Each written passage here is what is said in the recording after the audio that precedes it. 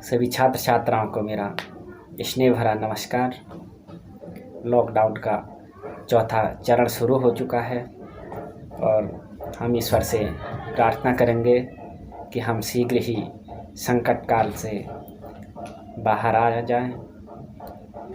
देश के कई नागरिकों को इस समय कई सारी समस्याओं से जूझना पड़ रहा है। हमारी संवेदनाएं हैं उन तमाम लोगों के प्रति जिनको इस समय 2 वक्त की रोटी भी नसीब नहीं हो पा रही है, और हम बड़े सौभाग्यशाली हैं कि अपने घर में हैं, सुरक्षित हैं। और हम प्रार्थना करेंगे कि शीघ्र ही पूर्व की भांति हमारी दिनचर्या शुरू हो सके। तो चलिए हम पढ़ते हैं अपनी संस्कृत की पुस्तक रुचिरा से द्वितीय पाठ पढ़ेंगे। इससे पहले हम पढ़ चुके हैं, पहला पाठ था सुभाषितानि। हमें अपेक्षा है कि आपने उसे भली भांति समझ लिया होगा।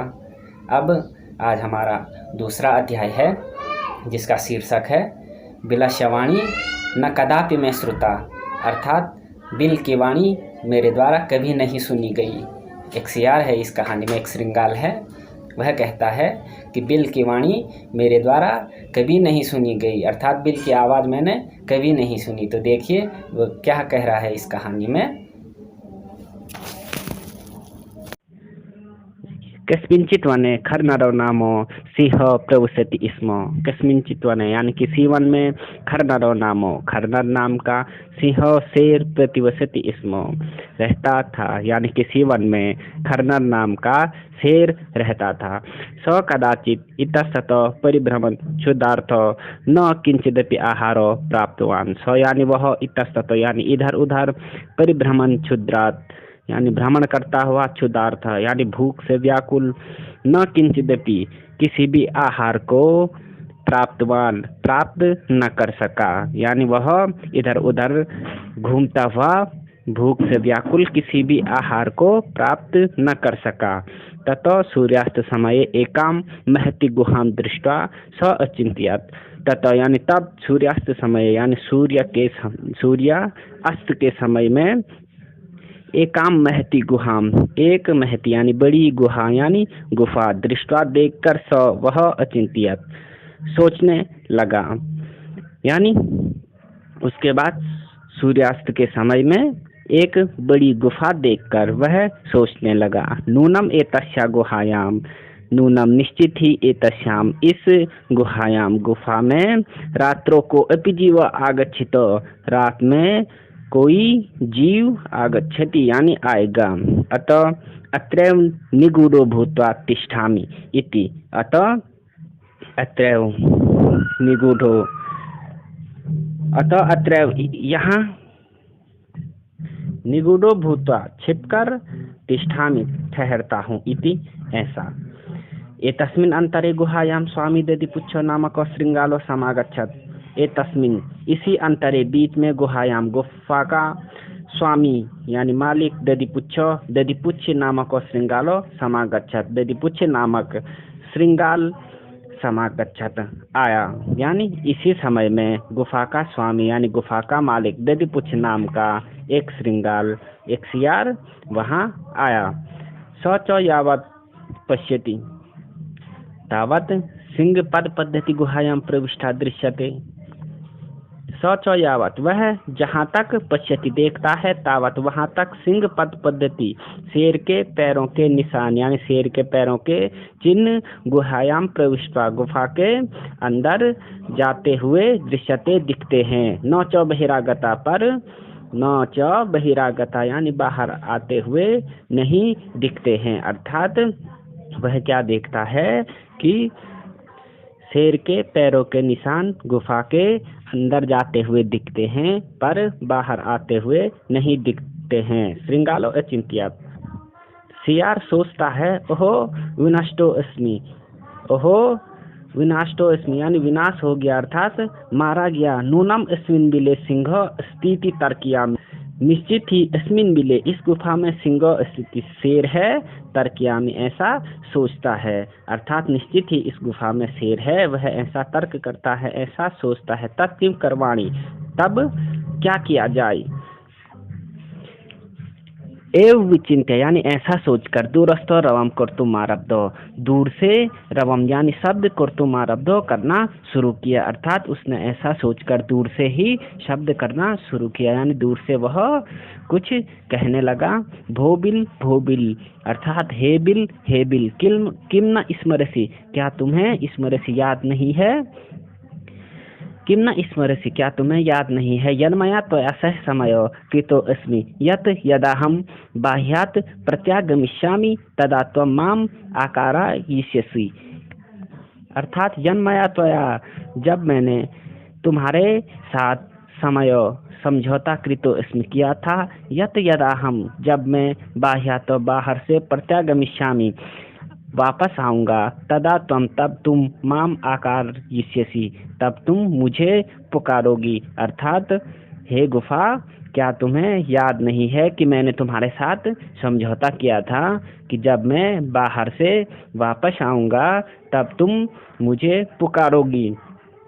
आगे देखिए, यदि त्वं माना आह्यसि तर्हि अहम द्वितीयं बिलं यास्यामि इति, यदि तुम माना आह्यसि मुझे नहीं पुकारोगी अर्थात मेरा आह्वान नहीं करोगी, तर्हि अहम तब मैं द्वितीय बिलम या दूसरे बिल में यास्यामि चला जाता हूँ, इति ऐसा, अर्थात अगर तुम मुझे नहीं पुकारोगी तब मैं दूसरे बिल में चला जाऊंगा। आगे देखिए, अत एतत् छुत्वा सिंहो अचिंत्यत नून में सा गुहाम स्वामिनो सदा समाहानम करोति परंतु मद भयात् न किंचित वदति। अथ एतत् छुत्वा सिंह अर्थात ऐसा सुनकर शेर सोचने लगा, अचिंत्यत यानी सोचने लगा, नून में सा निश्चित ही गुहा स्वामिनो गुहा का स्वामी यानी गुफा सदा समाहानम करोति, यह गुफा सदा आह्वान करती है, अर्थात नूनम ऐसा गुहा स्वामिनो सदा समाहानम करोति, अर्थात यह गुफा इस गुफा के मालिक का सदा आह्वान करती है, अर्थात सदा उसे पुकारती है, परंतु मद भयात् न किंचित वदति, परंतु मद भयात् मेरे भय से न नहीं किंचित वदति कुछ भी कह रही है, कुछ भी बोल पा रही है, अर्थात मेरे भय से कुछ नहीं कह रही है, अथवा साध्वित्वम उच्यते अथवा ठीक ही कहते हैं।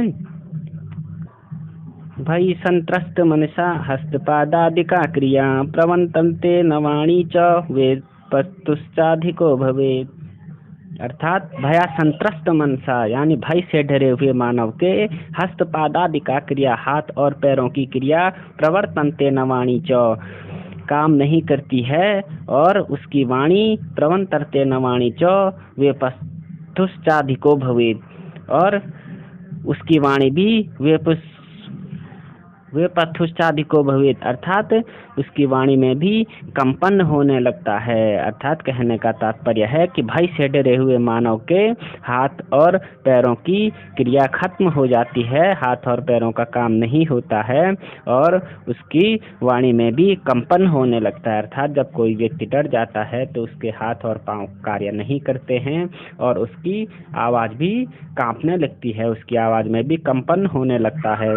तद अहम अश्य आह्वानम करोति, तब मैं इसका आह्वान करूंगा, अर्थात अब शेर सोच रहा है कि जब यह गुफा मेरे भय से कुछ नहीं बोल पा रही है तब मैं ही उस शेर का आह्वान करता हूँ, अर्थात उस शेर को मैं ही पुकारता हूँ। एवं सौ बिले प्रविश्य में भोज्यम भविष्यति, और सौ यानी वह बिले प्रविश्य बिल में प्रवेश करके मैं भोज्यम भविष्यति मेरा भोजन बनेगा। इत्थम विचार्य सिंह सहसा श्रृंगालस्य आह्वानम करोत, यह सोचकर यह विचार कर सिंह शेर सहसा अचानक ही श्रृंगालस्य आह्वानम करोत श्रृंगाल का आह्वान करता है, अर्थात श्रृंगाल को पुकारने लगता है। यह सोचकर अचानक ही वह शेर श्रृंगाल को पुकारने लगता है। सिंहस्य उच्च गर्जनम प्रतिध्वनिना स गुहाम उच्च श्रृंगालस्य आह्यत, अर्थात सिंहस्य उच्च गर्जनम शेर की उच्च गर्जना से, शेर की उच्च ध्वनि से, तेज आवाज से, प्रतिध्वनिना सौ गुहाम उसकी प्रतिध्वनि से वह गुफा, उच्च जोर से, श्रृंगालस्य आह्वयत शेर का आह्वान करने लगी, अर्थात शेर को पुकारने लगी। अनेन अन्य एपि पशवा, इससे अन्य ने पे अन्य पशवा पशु भी भयभीता, अब वन भयभीत हो गई अर्थात डर गए। शेर की दहाड़ सुन के, शेर की ऊंची आवाज सुन के वहाँ रहने वाले अन्य जीव भी भयभीत हो गए। श्रृंगालो एपि ततो दूरो पलायमानो, और वह श्रृंगाल ततो दूरो वहाँ से दूर भागते हुए, पलायमानो भागते हुए, इमम पठत यह पढ़ने लगा। अनागतम यो कुरुते सौसोवते सौसोच्यते यो न करोत्यानागतम वने अत्र संस्थस्य समागता जरा बिलस्य वाणी न कदापि में सुत्या। अर्थात कह रहा है वह सियार अनागतम यो कुरुते, यानी आने वाले कष्ट को या आने वाले कल के कष्ट को, कुरुते सौशोभते, आने वाले कष्ट को जो पहचान कर उसका उपाय करता है, सशोभते वह शोभा पाता है, सोचते यो न करोत्यानागतम, और जो उसके बारे में नहीं सोचता है अर्थात उस आने वाली समस्या को नहीं पहचान पाता है और उसका कोई उपाय न करता है, तो वह हमेशा दुखी होता है। वन अत्र संस्थस्य, यानी वन में रहते हुए, समागता जरा मैं बूढ़ा हो चुका हूँ, बिलस्य वाणी न कदापि मैं सुनता, परंतु बिल की वाणी, बिल की आवाज मैंने कभी नहीं सुनी। अर्थात कहने का तात्पर्य है कि जो आने वाली समस्या का समाधान पहले ही कर लेता है वह इस संसार में शोभा पाता है, किंतु जो उस आने वाली समस्या को नहीं पहचान पाता है वह हमेशा दुखी होता है।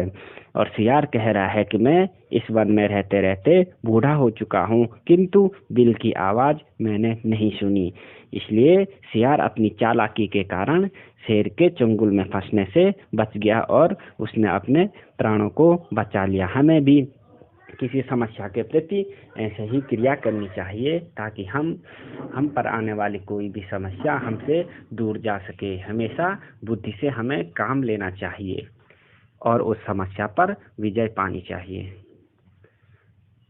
आप इस पाठ को ध्यानपूर्वक समझ लीजिए और इससे संबंधित अभ्यास प्रश्नोत्तर अपनी उत्तर पुस्तिका में लिख लीजिए। धन्यवाद।